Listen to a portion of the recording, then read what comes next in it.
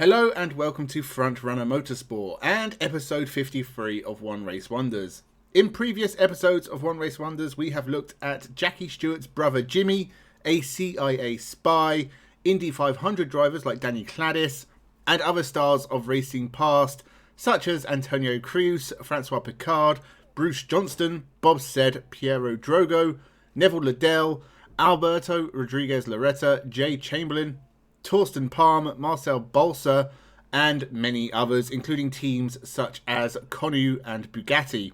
All of these drivers and teams have one thing in common: they all took part in a single Formula One Grand Prix.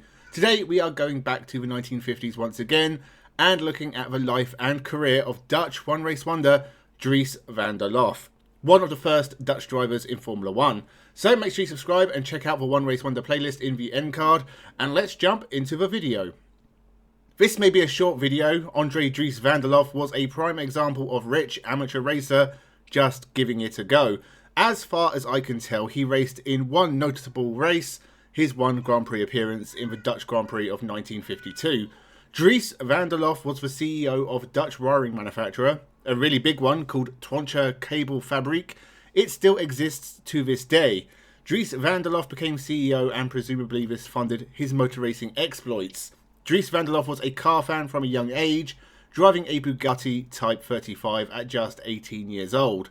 When I was 18, I coveted my dad's knackered Vauxhall Corsa. There is not a lot known about his racing career. Mostly local to the Netherlands, he was a winner in the Dutch-based Tulip Rally and possibly won a race at Zandvoort in a sports car. As I said, there's not a lot of information. He was one of two Dutch drivers taking part in the 1952 Dutch Grand Prix. The race at Zandvoort was new to the calendar in 1952, and an effort was made to bring a couple of Dutch drivers into the fold.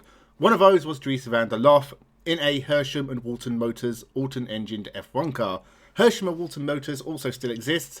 It's an Aston Martin dealership, and I used to pass it pretty much every day. An old F1 car is visible in the window. Van der Lof qualified 14th, but struggled with issues throughout the race and finished 20 laps down. I presume he went back to being an amateur racer in his spare time from running a successful wiring factory. He had an impressive collection of cars, including some very nice Ferraris and a Maserati 250F, which he used in historics until the 1980s. Some of his offspring have been involved in motorsport since, but not to any really relevant level.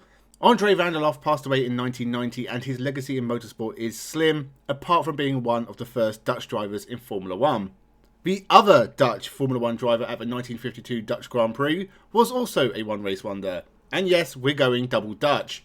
Jan Flinterman was a Dutch Air Force pilot and amateur racer who, much like compatriot Dries van der Lof, had a slim racing career spread out over just a few years. He was a distinguished flyer in World War II, given several medals for his bravery. He raced in his native Netherlands a few times, including an interesting race where everyone but the winner broke down, and Jan Flinterman was involved in a pushing race for second place.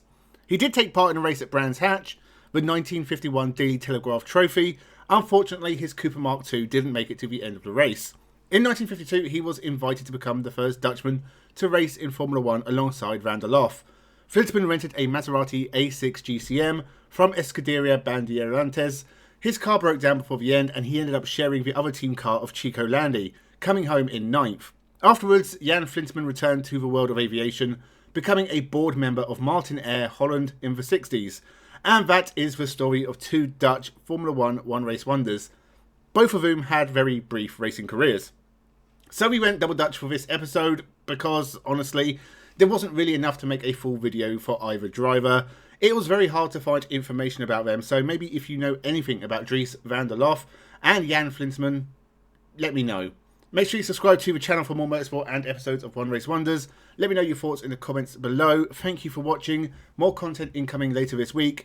So, have a good one.